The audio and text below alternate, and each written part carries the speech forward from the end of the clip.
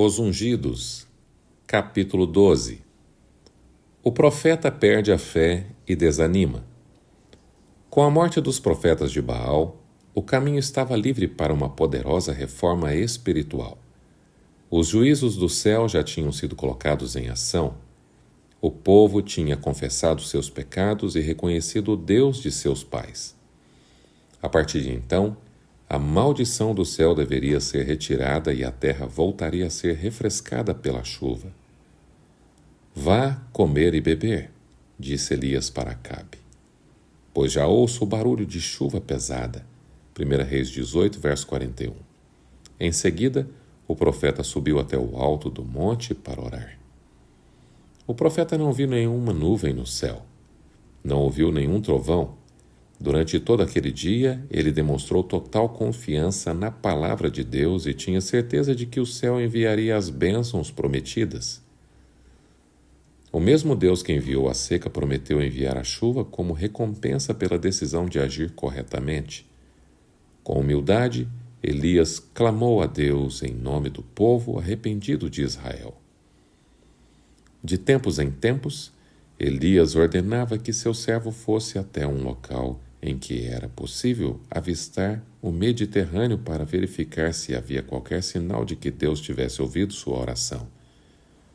Todas as vezes o servo voltava com a resposta: "Não há nada lá." Verso 43. Mesmo assim, o profeta não perdeu a fé, mas continuou suplicando.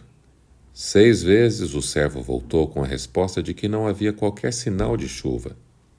Confiante, Elias ordenou que ele fosse de novo.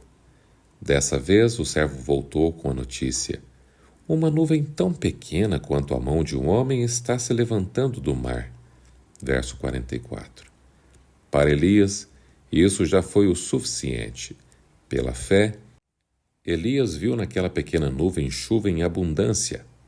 Agindo de acordo com sua fé, ele imediatamente enviou seu servo para dar a Acabe a seguinte mensagem: "Prepare o seu carro e desça, antes que a chuva o impeça." Verso 44. Deus pôde usar Elias porque ele era um homem de grande fé.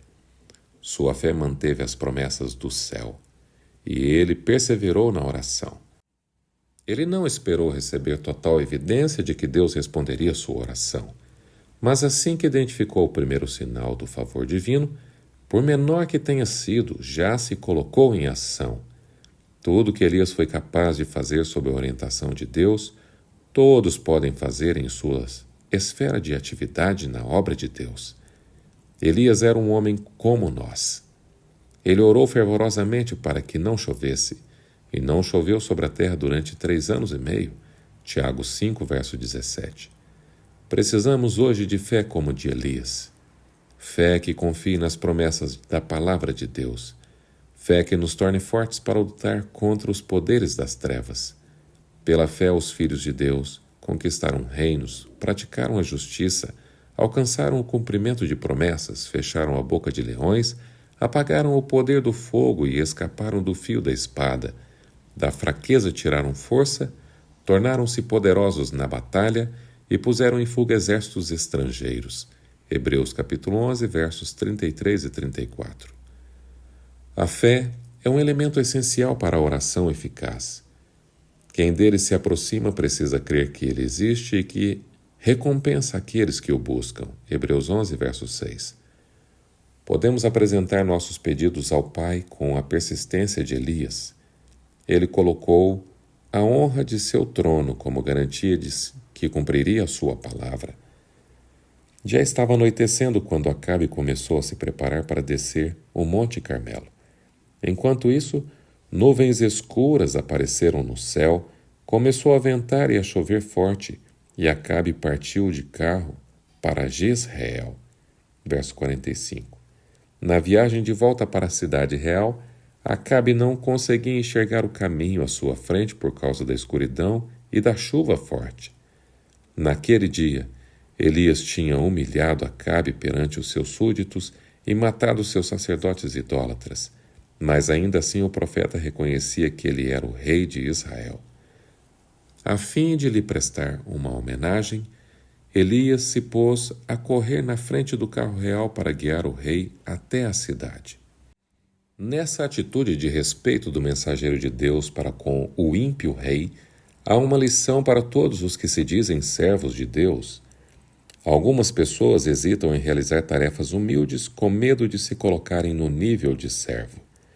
Elias tinha sido altamente honrado por Deus quando o fogo desceu do céu e queimou por completo o sacrifício. Sua oração por chuva foi atendida. No entanto, mesmo depois de Deus ter honrado de tal forma seu ministério público, Elias não hesitou em realizar a tarefa de um servo. Jezabel ameaça a vida de Elias. No portão de Jezreel, Elias e Acabe se separaram. O profeta preferiu ficar de fora dos muros. Assim, cobriu-se com seu manto e deitou-se no chão para dormir. O rei logo chegou ao palácio e contou à esposa tudo o que tinha acontecido naquele dia. Quando Acabe deu à rainha notícia do assassinato dos profetas idólatras, Jezabel, com o coração endurecido e não arrependido, ficou furiosa. Ela se recusou a reconhecer a soberania de Deus e, com a mesma atitude desafiadora, declarou ousadamente que Elias deveria morrer.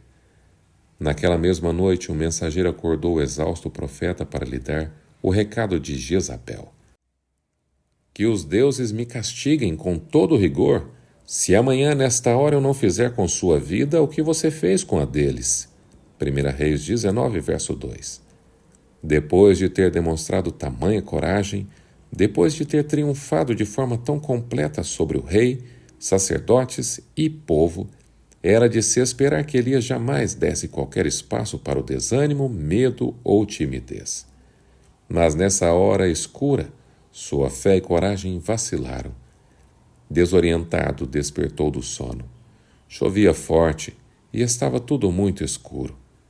Esquecendo-se de que 3 anos antes Deus o havia conduzido para um lugar seguro, o profeta agora fugiu para salvar a própria vida. Elias demonstra falta de fé. Elias não deveria ter fugido. Deveria ter enfrentado Jezabel, pedindo a proteção daquele que lhe tinha dado aquela responsabilidade. Ele deveria ter dito ao mensageiro que o Deus em quem confiava o protegeria contra o ódio da rainha. Se ele tivesse feito de Deus o seu refúgio e fortaleza, teria sido protegido do perigo.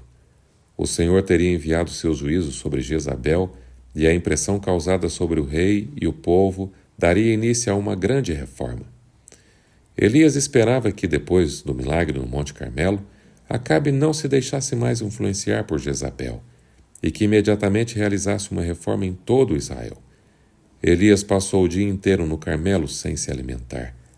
Ainda assim, ao guiar o carro de Acabe até Jezreel, sentia-se cheio de coragem, apesar de estar fisicamente enfraquecido. No entanto, é comum as pessoas apresentarem um comportamento contrário depois de passar por uma experiência de grande sucesso e fé. Elias ficou com medo de que a reforma iniciada não fosse durar muito e permitiu que a depressão tomasse conta de seu coração. Nesse momento de desânimo, com a ameaça de Jezabel soando aos seus ouvidos e Satanás aparentemente ainda no controle, ele vacilou na fé. Completo desânimo. Esquecendo-se de Deus, Elias correu o máximo que pôde até chegar a um deserto, sombrio, e estar completamente sozinho. Extremamente cansado, sentou-se para descansar debaixo de um zimbro e ali pediu para morrer. Já tive o bastante, Senhor, disse ele. Tira a minha vida. Não sou melhor do que os meus antepassados. Verso 4. Ele se sentia esmagado por uma amarga decepção. Seu desejo era nunca mais ter que ver outro ser humano na sua frente. Finalmente, exausto, dormiu. Todos nós passamos por dias de profunda decepção e desânimo. Dias em que é difícil acreditar que Deus ainda é bom. Dias em que os problemas nos perturbam de tal forma que parece melhor morrer do que continuar vivo. Em dias assim, é que muitos perdem a confiança em Deus e se tornam escravos da dúvida e da incredulidade. Se nesses momentos pudéssemos desvendar os propósitos de Deus, veríamos anjos procurando salvar-nos de nós mesmos, esforçando-se para firmar nossos pés em uma base sólida. E nova fé, nova vida, jorrariam para dentro de nosso ser. Em um dia de grande angústia e trevas, o fiel Jó declarou: pereça o dia do meu nascimento. Se tão somente fosse atendido o meu pedido. É melhor morrer. Sinto desprezo pela minha vida. Jó, capítulo 3, verso 3, capítulo 6, verso 8, capítulo 7, versos 15 e 16. Embora estivesse cansado da vida, Deus não permitiu que Jó morresse e lhe enviou uma mensagem de esperança. Você esquecerá suas desgraças, lembrando-as apenas como águas passadas. A vida será mais refulgente que o meio-dia, e as trevas serão como a manhã em seu fulgor. Jó 11, versos 16 e 17. Das profundezas do desânimo, Jó se levantou para as alturas da confiança em Deus, triunfante, e declarou: eu sei que o meu Redentor vive e que no fim se levantará sobre a terra. E depois que o meu corpo estiver destruído e sem carne, verei a Deus. Jó 19, verso 25 e 26. Ao ter Jó um vislumbre de seu Criador, ficou muito aborrecido com a sua atitude e se arrependeu profundamente. Jó 42, verso 6. O Senhor, então, pôde abençoá-lo e fazer dos seus últimos dias os melhores de sua vida. O desânimo é pecaminoso e sem sentido. Deus está disposto a conceder infinitamente mais força de que seus servos necessitam. Efésios 3, verso 20. Os inimigos de sua obra podem fazer planos que aparentemente serão bem-sucedidos, mas Deus pode destruir até mesmo os planos mais poderosos. Para quem se sente desanimado, existe um remédio eficaz: fé, oração e serviço. Você se sente tentado a dar lugar à ansiedade, ao medo ou ao desânimo? Nos dias mais escuros, quando tudo parece estar pior, não se intimide. Deus conhece as nossas necessidades. Seu infinito amor e compaixão jamais acabam. Ele nunca quebrará a aliança que fez com os que o amam. Ele capacitará seus servos fiéis de acordo com as suas necessidades. O apóstolo Paulo confirmou: mas ele me disse: minha graça é suficiente para você, pois o meu poder se aperfeiçoa na fraqueza. Pois quando sou fraco é que sou forte. 2 Coríntios 12, versos 9 e 10. Será que Deus abandonou Elias nesse momento de profundo sofrimento? Não. Ele não amou menos o seu servo por ele se sentir abandonado por Deus e pelas pessoas.